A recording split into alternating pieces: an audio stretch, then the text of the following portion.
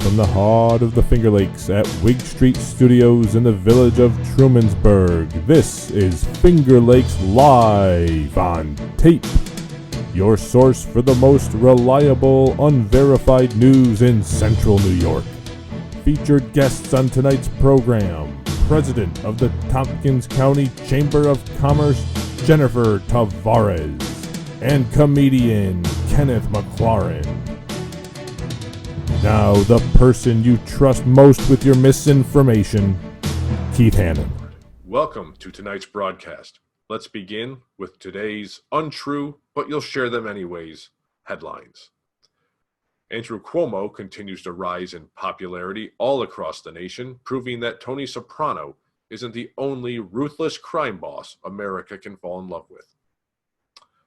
President Trump is reassuring Americans by forecasting only 250,000 COVID-19 deaths across the country. And most of those deceased will be people who slow down play at his golf course. The stock market continues to be highly unusual, so much so that the Federal Reserve has recommended renaming it the Tom Jones Industrial Average.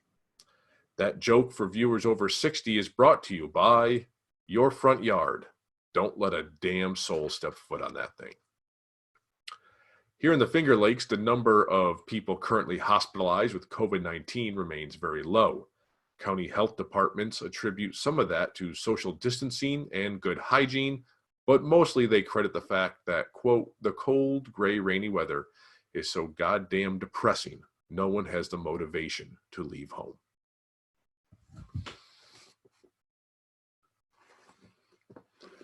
Another group of protesters recently shut down a street in downtown Ithaca. Police say while demonstrators dangerously laid their bodies on the road in front of traffic, they can report no spectators were educated during the incident. And this just in, your friend who does CrossFit wants you to know COVID-19 won't stop them from working out because the most dangerous illness is accepting defeat. More on that as their body develops. Cortland County Sheriff's Office needs your help in hunting down wanted burglars who recently stole 2 ATVs. They were wearing helmets, so no facial descriptions could be offered, but witnesses say both suspects were wearing wind pants and each had a whistle around their neck. A tiger in the Bronx Zoo has tested positive for COVID-19. Despite the diagnosis, the tiger is reportedly very upbeat. When asked her opinion of the medical staff treating her, she said, "They're great." Last weekend, Tompkins County announced a barista at the Ithaca Wegmans coffee bar tested positive for COVID-19. When asked for comment, one local Ithacan said, "Baristas? If the coffee makers at Wegmans are baristas, then I don't use my own fecal matter to nourish my garden." We'll be back with our first guest of the night, Tompkins County Chamber of Commerce President Jennifer Tavares.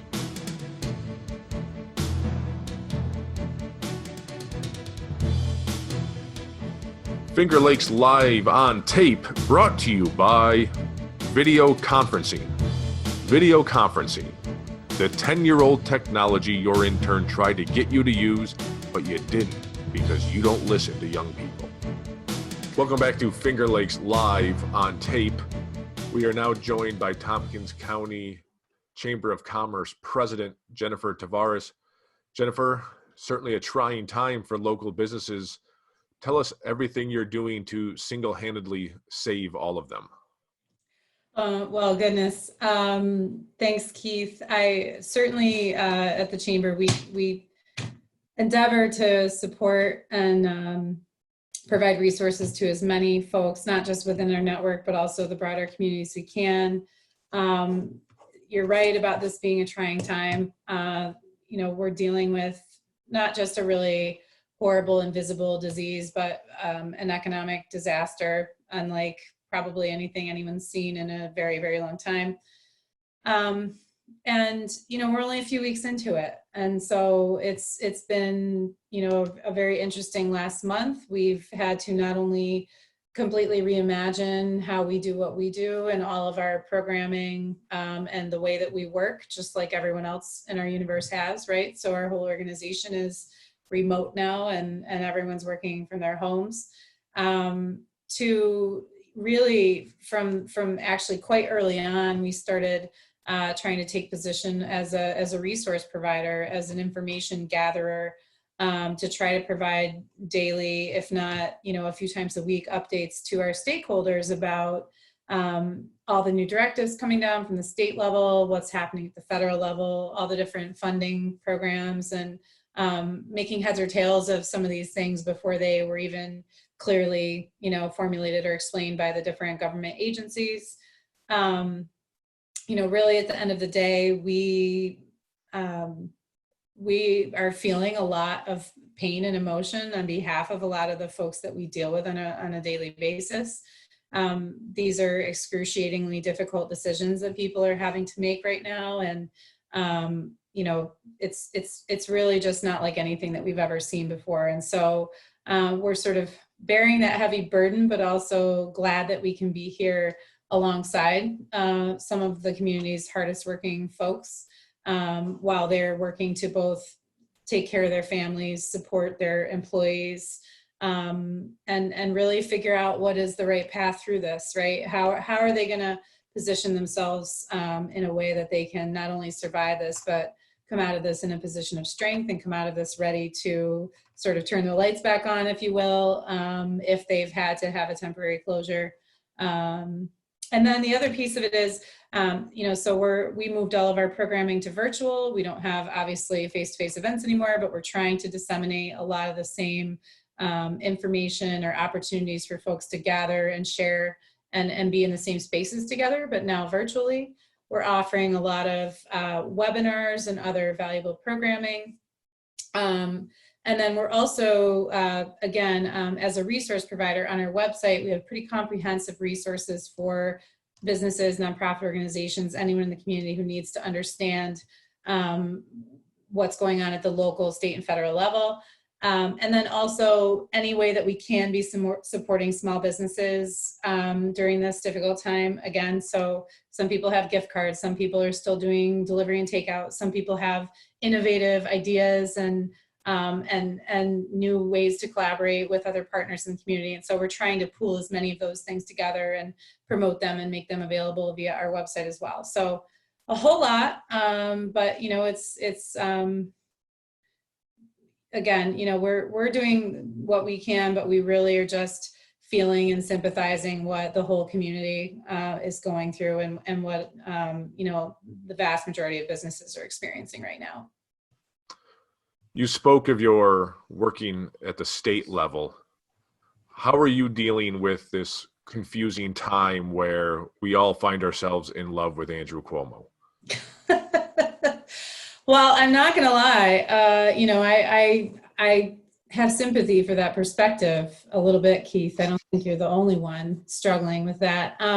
Listen, I think, what the governor has done is he's always been a strong leader. He's always had a lot of great ideas. He likes to be out there in communities. Our community, as you know, has found many ways to partner with him and his staff and the different programs that they've made available through numerous state agencies. I think that the fact that he has taken a leadership position of providing factual, real information every single day, speaking to all of his stakeholders every single day, and really trying to humanize things, sharing not just his own experiences, his family's experiences, and to really understand what people are going through at every single level. We might not all agree with every single policy decision.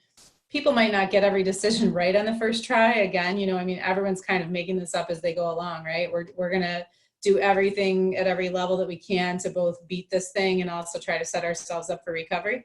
I guess I would just say, as a bit of advice for you, Keith, that some people manage that by also watching Chris Cuomo, and checking his updates on a regular basis. It kind of takes a little bit of the edge off the Andrew Cuomo problem. Yes, between liking Andrew Cuomo and sympathizing with anyone connected to CNN, This is not an easy time for a lot of us. You mentioned this is quite the economic downturn brought on by the COVID-19 virus. When it comes to historic economic downturns, which one's your favorite? Oh gosh, you got some real doozies there, Keith. Look, no economic downturn is my favorite. They all suck. Um, I will say the only one that I actually really lived through and worked through in any meaningful way was the last one. I was in economic development back in 2007, 2008. We had been in a pretty strong place from a growth perspective, but clearly there were warning signs and there were certain components of the market that were obviously, being artificially propped up, et cetera, et cetera. We took such a huge tumble in that time frame. Unemployment, if you remember, was 10, 11%. The housing market crash was just, it was unimaginably difficult. It certainly wasn't the Great Depression. The auto industry crumbling, all those different things, and then the government's response to try to prevent it from getting worse were, quite incredible to watch. But I remember thinking at that time, I had enough business experience under my belt. I'd been doing economic development for a while, and everything from micro enterprises to much larger companies, and sort of really getting a handle for what those differences are and how different experiences like that can impact people at different levels. I never thought we would actually be where we were just a couple of months ago. I'm not an economist, but I remember that feeling so bad and thinking there were certain things that were just never going to come back and be like they had been before. And I think what that experience taught me was that, by and large, almost everything came back, and almost everything not just grew, but pushed even further ahead than it had been before. We were at historically low unemployment for quite a long time in the last couple of years. I don't want to sugarcoat this. This is way worse than that. It's going to be a lot harder. I suspect, and I think many have, and I read a lot, and I look at a lot of analysis on this. I think there are some things that are going to be very different after we get through this. But I also think that there are opportunities that people are going to find a way to capitalize on. There are innovations that are going to come out of this. I think there is waste in certain places in our systems and in the way that we work and in the way that we live as a society that maybe, if there's any gift to come out of this, maybe people will realize that we don't need to waste some of those things or some of that time or whatever it is. And look, they're talking about potentially as high as 30% unemployment in some cases and in some projections. It is going to be a long, hard road, I think, to come back from this.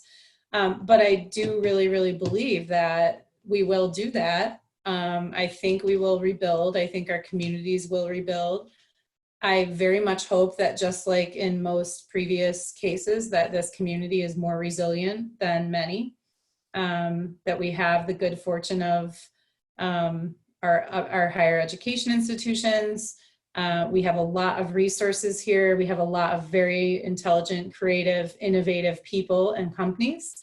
And I think we have a lot of opportunity to capture on the other side of this whenever we get to or move through this experience together. Do you think the days of the free carry-on an airplane are over? I kind of thought they already were, honestly. Well, you got to pay for the check bag. That came out of one airline economic downturn that we had to start paying for bags, but we still have the free carry-on. I'm worried those days are numbered. Yeah, look, I can't believe airline travel was as inexpensive as it was before this all happened. I think I think people might still be fighting for people to fly on their planes for a little while. I think it's going to be a little while before some people are willing to get on airplanes. So I don't know about the free bags. I do think some of the sort of the bright spots, you mentioned airlines, and so I'll just talk about travel and tourism a little bit. People are going to be as anxious to travel and as anxious to get out of their house and out of their hometown and to experience other places as they ever have been, to the extent that they're able to do that, and just want to recognize that not everyone's going to be in position to do that. Even if it's driving to somewhere and camping or whatever that experience is, there's a lot of surveying and data already coming in to suggest that people are going to be pretty ready to move around and experience different places. And that's definitely, again, a potential bright spot for a destination as attractive and beautiful and accessible as Ithaca and Tompkins County. The Finger Lakes with our wineries and our gorges and all of our wonderful agri-culinary experiences, we are going to be well positioned to invite people to come experience everything that we have to offer, and to do so in a fresh outdoor experience kind of way. We don't need to necessarily put a lot of people in small spaces together in order for them to appreciate everything that our region has to offer. So, and we're mostly a drive destination. So while we certainly encourage people to fly Ithaca and to go wherever it is that they need to go and then come back after this, that most people that come visit us actually drive here. And I think that that's going to play in our favor as we look to how are we going to revitalize and rebuild our economy when we inevitably get to start, revving this engine back up again. Well, I really want people to come visit. I hope maybe one thing that stays with us after all of this is done is that we maintain our 6-foot distance from one another. I just think that's more comfortable for everybody if we just keep a little bit of space amongst ourselves. But last question, and we thank you for coming on and sharing all of this insight and for really getting us revved up here. We know it's not an easy job you have, but we're absolutely sure you'll be successful at it. And so with that in mind, when we are released from our isolation, what is the activity that includes being around other people that you are most looking forward to? What's going to be the first thing you do when you get parole? Well, for me, it's going to depend on what season of the year that happens in. I'm supposed to be in California right now on vacation with family and on the beach. So if I could get somewhere where there's sand and ocean, that would be really lovely. Whether it's California or whether we drive down the coast and, get someplace on the Atlantic. And the other thing that I'm looking forward to doing, and we sort of had actually cut a little bit short at the end of this year, is skiing. We did not get much skiing in this year. I know it's April, right? So we have a few more months to wait. But I already just got my annual ski pass invitation in the mail today from Lab and Song here, trying to get me to renew my ski pass. So it's never too early to think about next year's ski season. Well, on behalf of everyone in Tompkins County in the Finger Lakes, I really hope ski season is not the first chance you have to get out of the house. I am right there with you. I'm not Unless sure we get an April blizzard. In terms of that. I'm pretty sure that it's not going to be the first chance, but you never know. I'm always a fan of, if it's going to be dreary and wintry, I want the longest ski season possible wherever I can get it. So, well, let's go glass half full. And speaking of glasses full, put you on the spot. You can only go to one Finger Lakes beverage producer for the rest of your life. Oh my goodness. Where are you going? That's really awful. Okay, so is it bad to make you choose? Is this like picking a favorite child? Well, so here's what that's going to disclose: is I'm not a wine person. Okay. So it's okay. It's not going to be a winery.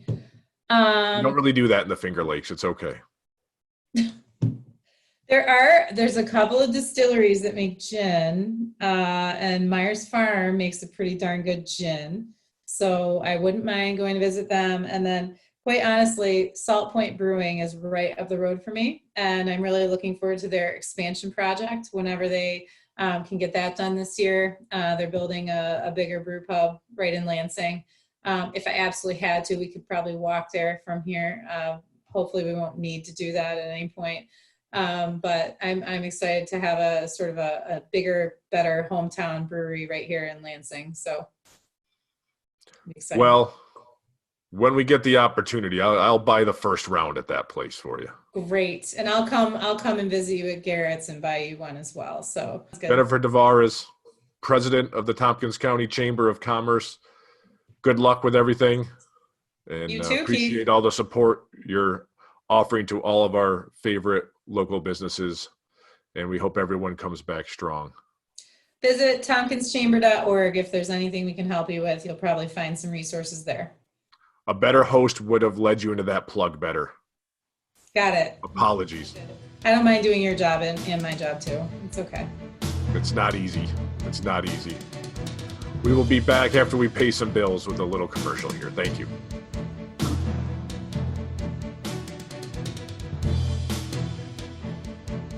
Finger Lakes Live on tape, also brought to you by Sheet Pizza. Sheet Pizza. You always think you'll eat it all, and even if you don't, you'll freeze it and eat it later, but you never do either. It's weird. I want to share some cool facts about Ithaca with y'all. Some things I don't know if y'all knew. Like, one thing that you didn't know that in Ithaca, there are more Black Lives Matter signs than there are actual black people.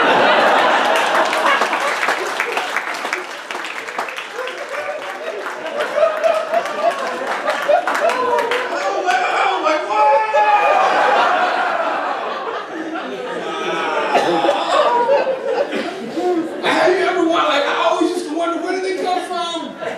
China?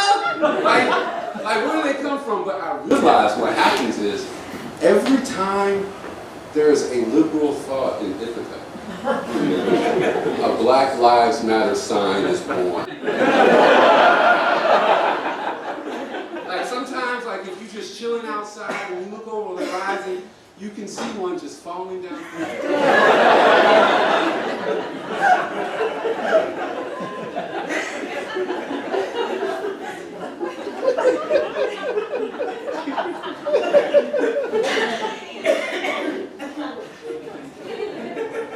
And it lands down on the ground, and somebody from Fall Creek picks it up.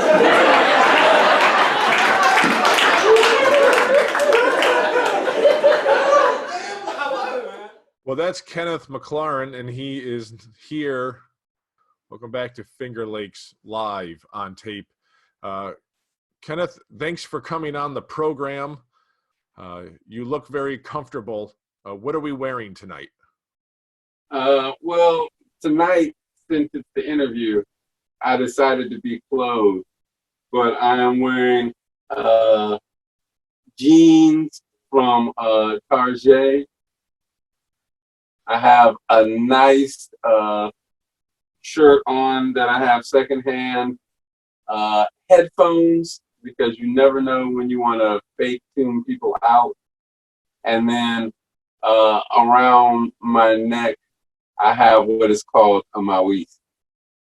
You perform comedy really all around upstate, maybe a little bit of downstate, maybe some other states. In the era of social distancing, comedy can't be an easy racket right now. What's it like? How are you continuing to attempt to make people laugh in seclusion?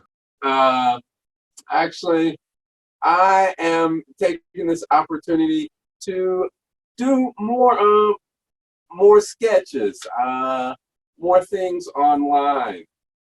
I'm staying away from Zoom comedy, though. Staying away from Zoom comedy. I think the funniest thing I've probably seen on Zoom in a while has got to be the background and that green jacket of yours. Let's talk about Kenneth the comedian. One thing that people might not know about you is you are pretty famous for your willingness to do comedy really anytime, any place. You've done movie theaters, barbershops, Elks lodges. I'm going to assume if you've done an Elks, you've done a KFC, you've done a Moose Lodge. So tell us, what is the most perhaps bizarre or unexpected place you've done comedy? Well, I don't know, a church? But no, a church isn't bizarre. You know, when you think about it, it's not really a bizarre place to do comedy. Old folks' home, I did comedy there, but then if you think about that, that's not bizarre. Bars, the swingers event, but that's not really bizarre. I'm not sure. In some ways, you don't find doing a stand-up show at a swingers party a little bit bizarre? Oh, no, I did before, but this wasn't even a party. It was like a 2-day event. So it was like a conference. A conference. I don't think swingers have conferences. They probably have parties, you know. Okay. Yeah. Professors have conferences. Insurance salesmen have conferences. Swingers have events. Yeah. Yeah, no, actually it wasn't. Because it was like we were in a ballroom, people were having dinner, I performed, they ate, they drank, you know, they did all the swinging and had sex later. You do a lot of humor about the relationship or observations you have as a black person looking at white people and kind of vice versa. What makes that such an interesting topic? Well, honestly, it usually plays well because it's interesting, because a lot of times people don't have experiences like that. Like, I joke about it when I perform, but in some ways it's true. Like, how often do you have a black person how often do you have a black person in a white space being given the microphone and the opportunity to share with people what it's like to be a black guy looking at the world through through black experiences. And the fact that I'm a comedian, like, I'm in those places, and because it's comedy, people are willing and open to listen, you know. So I actually think it's fun. It's really fun because you can see the reactions that they have to my experiences, where a lot of times it's shock because they just never thought of it that way. And it's funny, you know, and sometimes people's intent is good, but the outcomes are really odd. I say, you know, sometimes you have people who are born in like a racist desert, and they're trying to get out of the racist desert, but the only people like they have to lead them out are other races. So it's always going to be difficult for them to like get out, and on their way out, they'll like have weird ideas and stuff. So it's always good, like whenever a black person can enter in these racist deserts and share and give people, like, you know, a different sort of understanding and outlook on things. Kenneth, thanks for being part of the evening and the program. Wishing you best of luck in keeping people laughing during this difficult time. You too, Keith. Take it easy, sir. All right. We will be back.